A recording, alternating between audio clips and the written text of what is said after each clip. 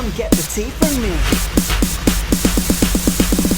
LVB. Hey everyone, and welcome to the season finale of What's the Gossip. And today I'm joined by my good friend, drinking buddy, gay porn icon, Jake Bass. Jake Bass was a Tumblr sensation back in the day, to the point where loads of teenage girls were saying he had the prettiest asshole ever. How are you doing, Jake? My claim to fame. I'm doing good, I guess, all things considered, you know. So where in the world are you today, Jake? I'm home in Montreal. You from Canada? I thought you were American. No, French-Canadian. Do you remember the last time we met? I do.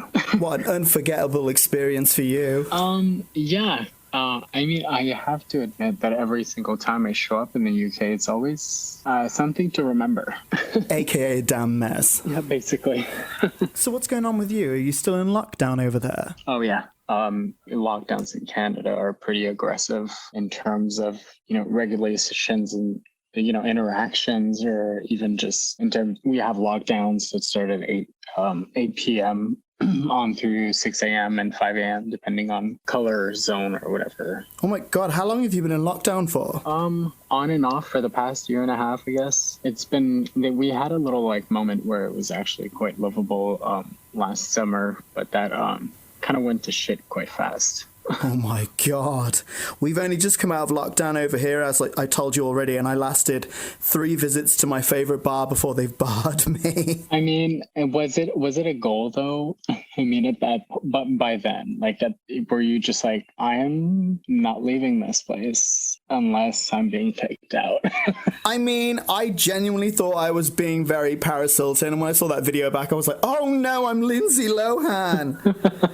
What a damn mess. It was a bottomless brunch. You couldn't keep me away from it. That's hilarious. I would have been there in a second. Well, you need to come back. You got any plans to come back? Of course, I've got tons. At this point, it's just a question of safety, just being in the right side of history. We all have ways and capabilities of getting where you need to go when you need to. But at the risk of sounding perhaps grand, I'm trying to lead by example, Yeah. Not everyone was vaccinated, and not because you're vaccinated that you're safe. There's a lot of logistics that comes behind traveling so freely and slightly carelessly in the way where you want to focus on what you're doing as opposed to, each regulations and everything that comes with it. Do you not find that because we've been in lockdown for so long that the thought of even traveling or going to a concert seems like such an alien concept? What did you just say?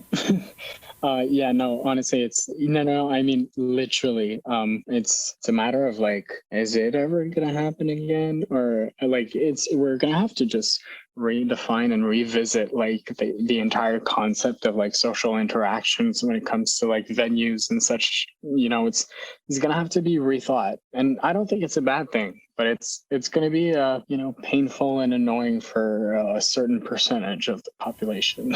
Especially all the Karens. Yeah, all the Karens. I like to believe that there are some Karens out there that do some good.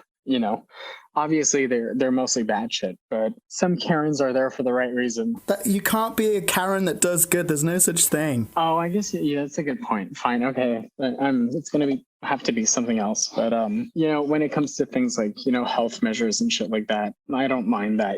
Older folk who, speak their minds when they're not asked to, because often more than not, it's often, this is not in no way a parallel with racism, but more so the guidelines. When someone's just overstepping their bounds, it's nice to have someone who's willing to speak up as opposed to having to do it yourself. Stuff like that, but definitely not the racist stuff. So while you've been in lockdown, have you enjoyed all the 12 seasons of Drag Race that have aired? Well, from my perspective, I've now successfully watched 25 seasons. Which one was your favorite? Oh my God, you can't do that. You can't do it. If I had to, oh God. But you should have sent me a list of questions, bitch. I don't know. Okay. I don't even have a list of questions. I'm freestyling this. I'm gonna have to go with probably All Stars 5. Ooh. I enjoy the queens a lot. They've been around since I started loving them. It was a strong season. If I moved past the All Stars nonsense, probably. I mean, God damn it! For so many, okay, I'm gonna have to say this last one for the finale. That aside, I'm gonna have to go with Jada's season, because I think they just Yeah. came out of the box in such a such a refreshing way. Crystal, Gigi, Jada. I just think it was. I personally, the season itself was hit or miss, but the looks and the concept they brought was just 100 every single time. So yeah, I think it's devastating for them though, the fact that they the whole season aired while we were in lockdown, so they've missed out on all of the touring and the club and the PAs and all the money they could have made. Like, that's the only time they really make a huge percentage of their money, and they've had to rely on selling T-shirts. It's mortifying, isn't it? You know, like God bless her soul, you know, Jada, but she's definitely like you know, understated, and she missed out on, you know, the opportunity of being, you know, as much as an icon as the next one or the past one previous. I mean, you know, it's unfortunate, because, you know, there was real potential and real talent right there, and it got overshadowed with all the political movements and, you know, the pandemic and everything that comes with it. So that sucks to be them. So for people that don't know, you used to get your boobs out online. How did you get started in that?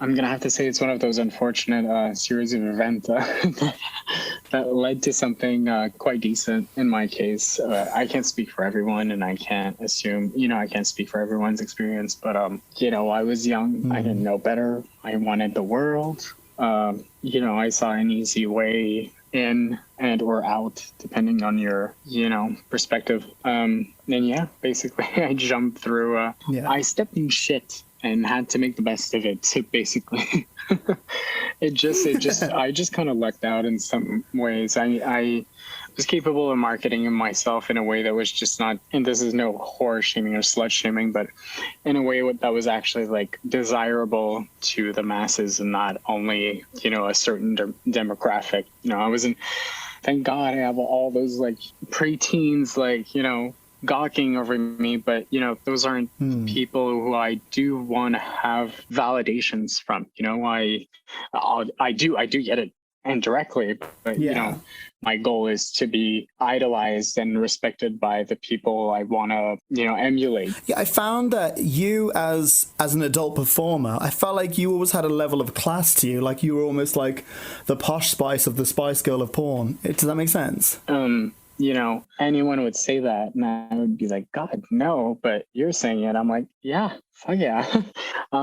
In some ways, yeah, because my goal was never to be a porn star, and I never wanted to, you know, go about my days vehiculing the message that all I wanted to do was have sex, and like have sex for money. And my goal was to be recognized for having taste, for wanting things that, you know, people wanted. Well, that sounds kind of more shallow than it intended, but no, just to be like some kind of like, I don't want to say style compass, but like moral and style compass, and like, you know, in 2020, because, you know, things are so fucking confusing and so, you know, oversaturated with like so many messages and like intentions and agendas. So it makes it hard for anyone to be heard of, let alone someone who's somewhat successful at what they do. So pardon my French then, how does one audition to become a porn star? Like, how does that work? Because obviously if you go on like X Factor or something like that,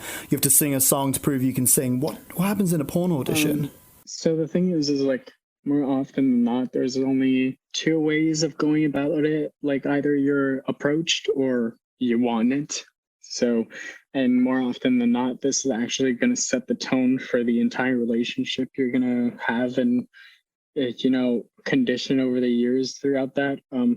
Because when you're wanted, you have a power of leverage that when you're wanting, you unfortunately don't have, despite your good intentions. In my case, it was the latter. You know, I had Tumblr, Skyrock, and all those ridiculous like wannabe fan sites, and I got popular over making like cute emotional pictures, you know, back in 2008 or 2007 even.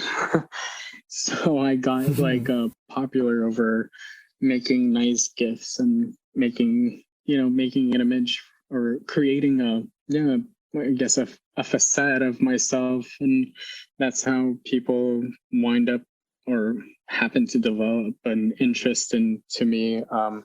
Whether it was superficial or sexual, that's a different story. You're very androgynous, aren't you? I think that's a thing that makes you stand out a lot more, which is probably what appealed to all those like 14-year-old girls that were like, oh, here's a pretty asshole. I can't speak for their immediate interest into buttholes, but I can definitely speak to the kind of content we were producing back then. I was part of the studio that, pushed boundaries in a way that is very respectable today.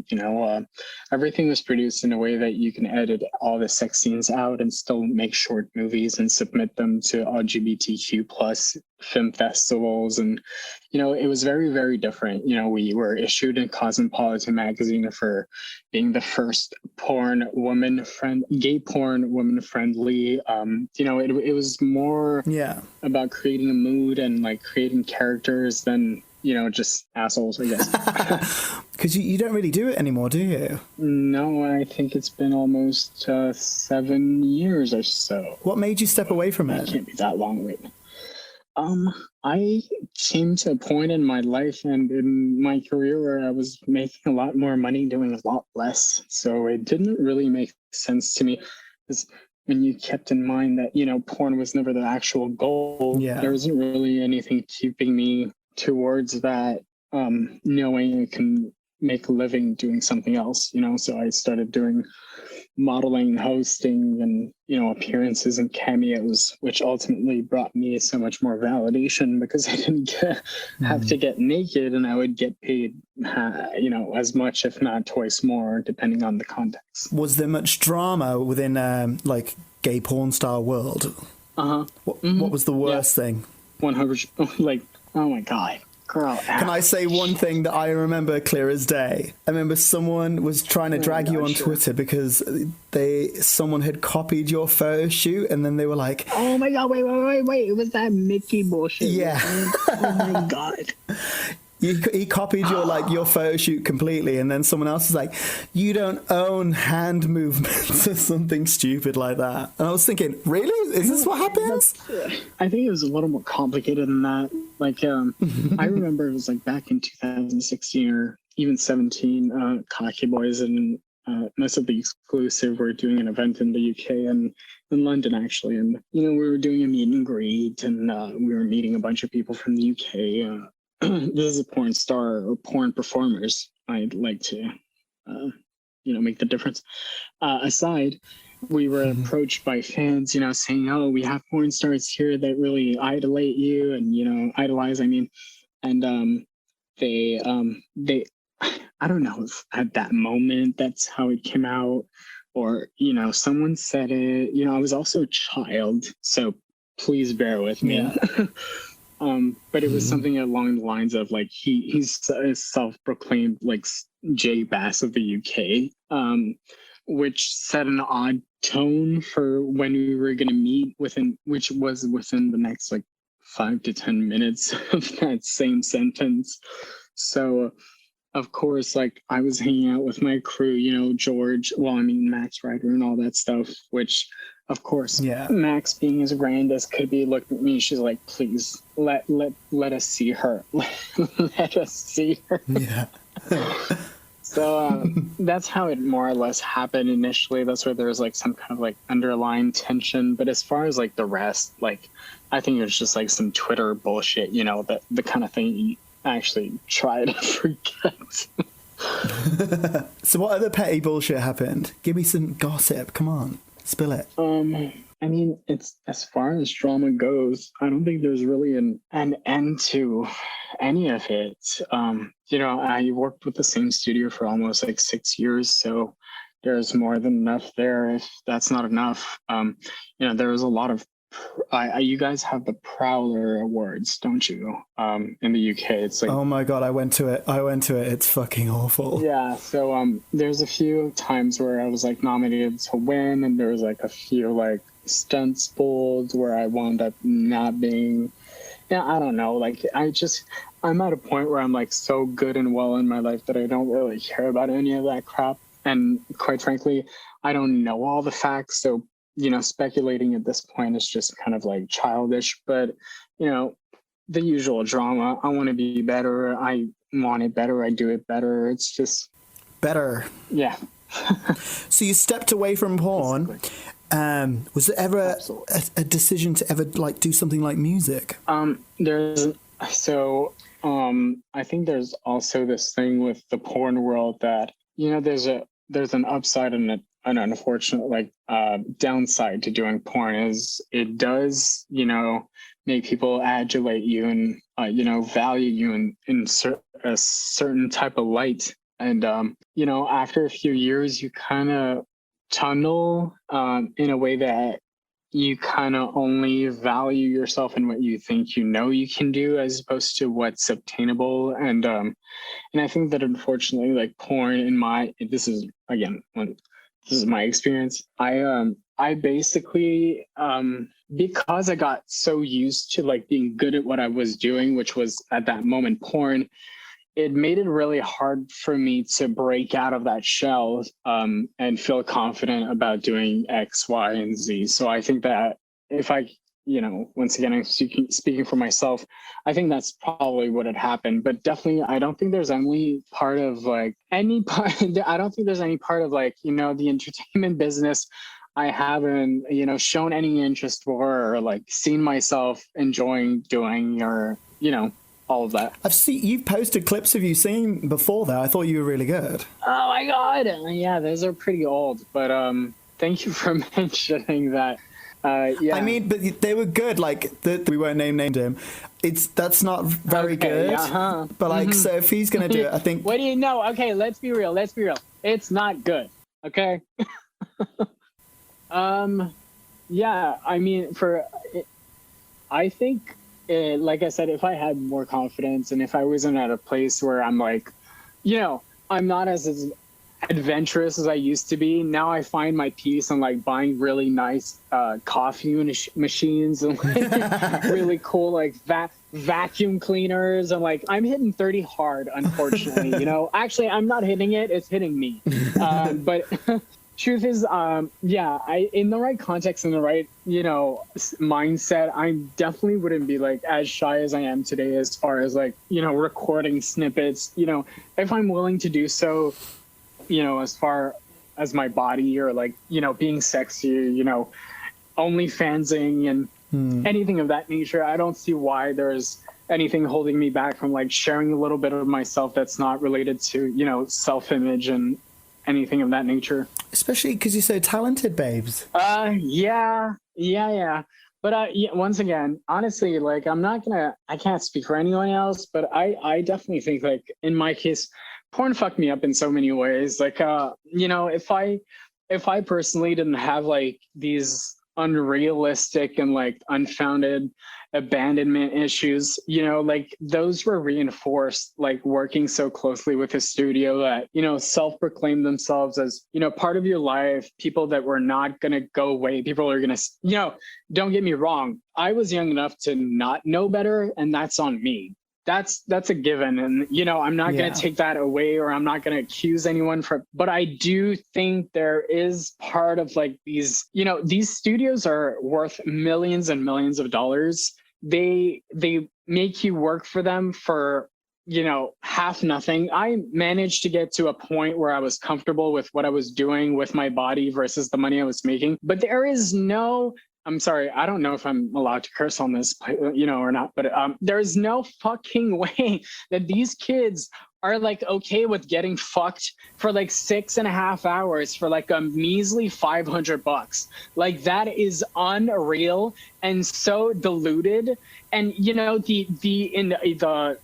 create this like energy where it makes you believe that you're part of an elite group and a part of something that nobody gets to do. And like they use like body positivity and like self-image to enforce like how well you should feel about what you do and how you do it and all that stuff. And 3 years down the line you realize, okay, well I'm still making on a if you're lucky, $1,500 a scene, and you're trying to make you're trying to rival the celebrities you see in the mainstream, like that's unfortunate. It's unfortunately the person you want to look up to, and that's not, again, I'm extrapolating. This is not the case for everyone and anyone, but I just think it's hard for you to not see. It's hard for you to see clearly because you're sold a dream, and you're also left with what I believe to be crumbs, and quite frankly, because you're sold this intention, this lifestyle, this dream, it makes you believe that you got the good end of the stick, or, because I'm flying to New York, what this company is charging to their company account, it makes you feel like they're spending all this money for you, but it's not it's not money they're spending for you. It's a business expense so that they could justify making money off, the content you're creating. So it's just this really odd cycle where you have to differentiate like who you are, what you're worth, what you can bring to the table. And that's unfortunately something I wasn't smart enough or like clever enough to know back then. I was 19, 20, 21, I was still trying to figure out what kind of fucking, moronic idiot I was going to become at 30, or what kind of like decent, young man I was hoping to be. All of those things mash up, making it I personally think it makes it really hard for someone who has a head on their shoulders, but who's a little confused to know, where to go or how to go by it, because, we're so different. We're all born with so much baggage, and, all those things should be, taking into consideration when taking like such life-altering decision that is like, getting into porn, getting into adult mainstream movie. But yeah, I'm sure that was more than you bargained for. So go on. Sorry. So what was like the worst thing that you ever saw happen on a set? Okay. Well, should I name names? Do people name names? I can beep them out. I can beep them out. Okay. Well, there's this kid who's, well, not a kid at this point. He's definitely like a grown man. He's one of my first team partners. His name was, he's this kind of like American, no Italian, like he's definitely like super American, but he's got this vibe, super scruffy, big beard, thick ass, thick ass dick and all that stuff. And at first, I'm not gonna lie, I was one of those kids who was like, I smoke pot and I will only ever smoke pot. And, that worked for me at that moment. Whatever works for you works for you. But what's allowed on set and what shouldn't be allowed on set, that's a complete different story. And I wasn't there for the actual visual of it all, but I was there the week I was there in that house. I was there indirectly when he was probably not taking the ER, but enough to, know exactly for sure. And I've seen pictures and everything. Kids, so the thing is, back then, this is by the end of my run as a porn star. So at first, people were all about that Viagra, right? That's what made it easy to, finish a scene, to start a scene, or both, actually. Then kids moved on to Cialis, because Cialis had different side effects that weren't as nefarious as Viagra.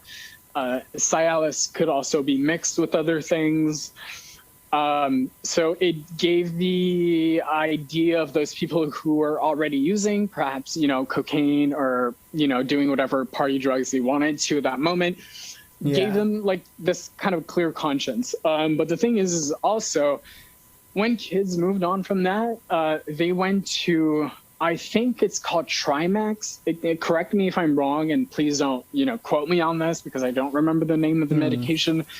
But it's essentially a shot that you administer yourself. Well, you shouldn't administer yourself. That's the point of the story. But it's a shot that you inject yourself directly into the base of your scrotum, and that you massage upwards to the tip of your cock, basically, to make it as hard as it's some kind of gel. Basically, it gets you hard for 6 to 8 hours with no side effects or perhaps there is, but not along the lines of Viagra, which were quite displeasing for a lot of people. And because, from my understanding, because of a mix of using drugs the night before, because a lot of these kids enjoy doing GHB on set, because it makes it easier to take and give without caring. Yeah. He would have gone and gave himself this shot in the dick as he was perhaps not clean, perhaps not sterile, perhaps, I can't take the context for granted because, like I said, I wasn't on set with them. But what I know it had happened is his dick grew by 3, if not 4 inches, but in the wrong direction, not lengthwise, but widthwise. It turned blue, yellow. It turned all kinds of the colors you do not want to see on your wee-wee. So it went south. Was it like Skittles? I mean, we're talking like jawbreakers. We're talking like it was humongous. Oh my God. So immediately he was rushed to the ER or something like that. And, some things like those are probably on the horrible side of things. There's some unfortunate things that happen to anyone and everyone. Not going to not myself, but some unfortunate like douching accidents, some like cameraman getting more than he can chew.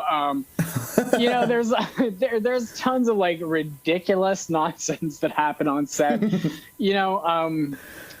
Some venting of any kind. There's always some like odd moments that quite make it, indirectly kind of enjoyable for the people who are on set doing this, because it is kind of ridiculous to try and have to make a scene so passionate, so real, so in love, when in reality, 110% of it is, faked. So it is enjoyable to find these moments when you're shooting, despite you're enjoying your moment or not, to find these moments that make you human, basically. Have you ever had to film with someone you absolutely hated? Oh my God, I can't. We can't. That's not nope. Next. So you said weed was like your vibe. Is weed still your vibe? Because I remember when I met you, the smell of you was, I could smell you in the elevator before you even got into it. Yep. That's still my narrative. I was never a huge drinker, and it's probably because I was a huge pothead. So if you smoke a whole bunch and you drink a whole bunch, what happens is you're just gonna get sick. There's not that many like outcomes to the unfortunate math equation, but smoking and drinking doesn't go together. So, and well, it is what it is. So, I learned through lesson and mistake that, I can't be across the planet, in Scotland and, drinking and first off, trying to follow any kind of Brit at drinking is quite suicidal, being Canadian, let alone a pothead Canadian. I saw you couldn't keep up. You couldn't keep up with me. Oh, okay. Okay, can we stop for a second? Yeah. Can anyone, by the way? Fuck off. No, but no lie though. Can anyone?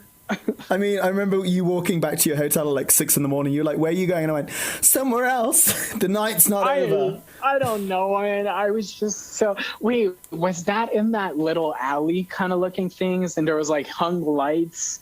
Oh my God! There's so many places we've gone through in Birmingham. Wasn't it? Yeah, Birmingham, right? Yeah. He was in Birmingham. Because wait. Because I know you guys were also in Manchester 3 days later, weren't you? Oh, okay. So I didn't go to Manchester. I went to London. You went with Richard and Lloyd, didn't you? I just happened to go where they went. It's just Richard's always a good time, though. It's a coincidence that Lloyd was there and Richard also. They just appeared out of nowhere. So weed is your vibe. You're still your vibe. So what made you go from a porn star to a little fashion icon? Where did that happen? Was that always the plan? Well, yeah, I definitely was a plan. If I, to the risk of sounding more, superficial than I need to, if I'm 100% honest, the first paycheck I got for the first scene I made, I ran straight to Holt Renfrew, which is essentially the Canadian equivalent of Saks or, Bendels or whatever. And I got myself like Selfridges. Selfridges, basically. I got myself a, $1,700 like Saint Laurent hoodie. And, I'm not going to lie, I still have this hoodie. Does it still fit? No, but that was the goal. That's what I wanted. I had it, I managed to not overuse it considering. But yeah, that was kind of the gateway. I didn't realize how much I liked designer until I saw it in the scope of things that were possible to me. Um, you're always like oblivious to the things you don't know. And quite frankly, I guess I was like young enough to think that, Pokemon was still like the thing when in reality it was, Givenchy and Saint Laurent. So, switched it up. I'm still waiting for you to donate me that Flounder Bobby Abley jumper. I'm not gonna. Okay. You know what? You know what I'm gonna do this year? Not this year. This month. What? I will send it to you. Okay. I will 100%. This is on record, anyways, so I can't just go on lying. I'm gonna send it over. It's a medium, so I'm sure it fits anyone who would try it. I perhaps maybe have. Wait, did you want the Ursula one? I think I have the Flounder and the Flotsam and Jetsam one, the green one. If you want to give me them all, I will take them. I hate him. I mean, I love him. Obviously, I love his stuff, but he's been giving me the cold shoulder, and I just hate it. I know he's going through a lot, and he's probably better than ever. But at the same time, I'm like, I want attention. I want designer. Please talk to me. Create amazing stuff so that I can, gawk over everything you make. Definitely, I do miss seeing him around and watching everything he does. He's such a captivating designer, and how he, with such ease, managed to have like really huge collaboration was at that time, quite frankly, like astounding to me. Did you see his collaboration with Primark over here? I know, it's super cool. I hate that we don't have Primark here. I literally, the week we went into lockdown, I was on the Drag Race season 4 tour, and we went into Primark in Manchester. Of course I was. Name drop. So yeah, I was on that tour, and then we went through the Primark Manchester, and I saw the big Bobby Abley fucking stand with all these what are they called? Fucking minions. The minion designs. I was like, oh my God. And I was like, do I want this? Do I want this? And they were like, come on, we need to go. And I thought, I'll get this next week. And then we went into lockdown. And obviously when 6 months later, when they reopened, I went looking for it. Gone. No. I swear I will send you a picture. If it's still in the condition you want, I will send you over my jumper. Just send it. I'll make it work. She's like, I don't care. Send it over, bitch. It's got holes in it. I'll make it work. I'll put patches in it. Right. So what's next for you? What have you got on the horizon? Get me excited.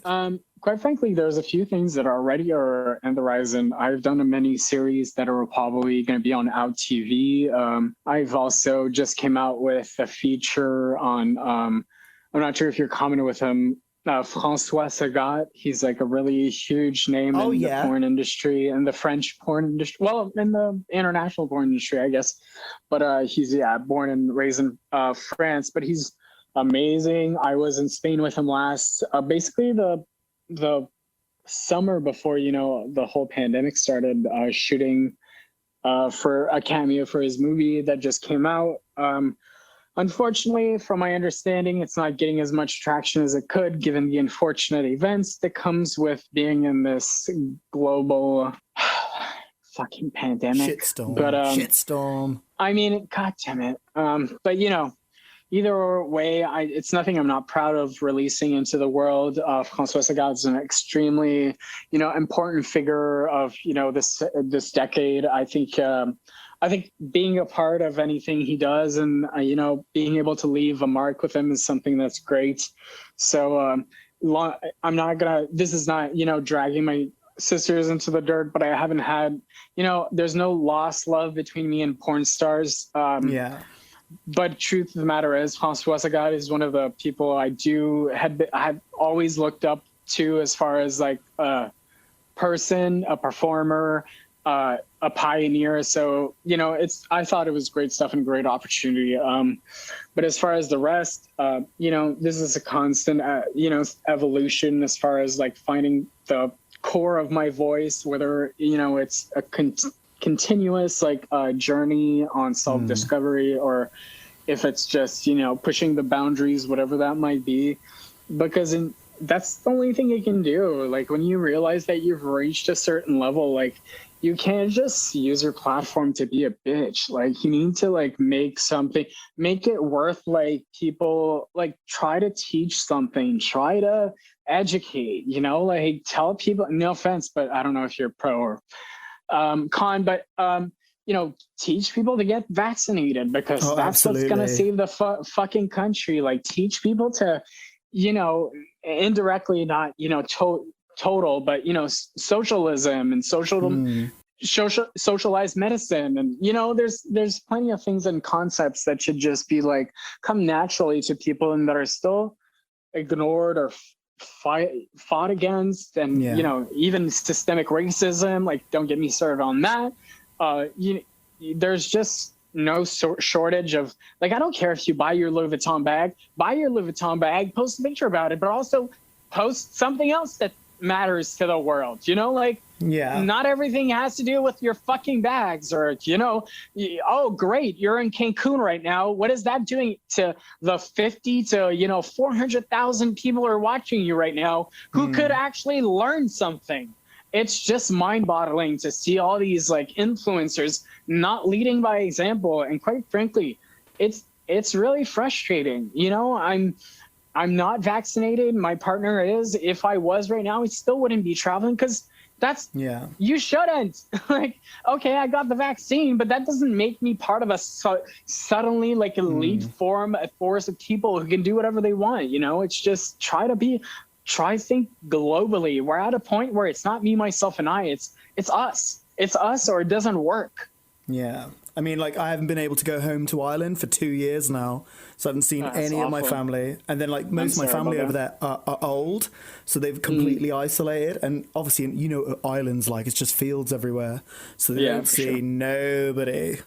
But yeah, you just got to do what you got to do, haven't you? Anyway, thanks for doing this. I'm going to hop off now and let you go. Don't be ridiculous. I have all the time. And I'm sorry it was so complicated to get on this call. And I'm glad we did this. And quite frankly, now you have my phone, just like ring me. Like, don't be afraid. You want to like drunk dial me? I don't care. I'm probably awake. So like, don't be a stranger, honestly, because I do enjoy like your company and like talking to you. So I hope you do know that. That's the nicest thing anyone's ever said to me. Stop. It's not nice if it's honest. So take that, and like, when you come back, we need to meet up. Of course, I wouldn't see myself going back over there and not hanging out with you. So let's leave it at that. And cutest.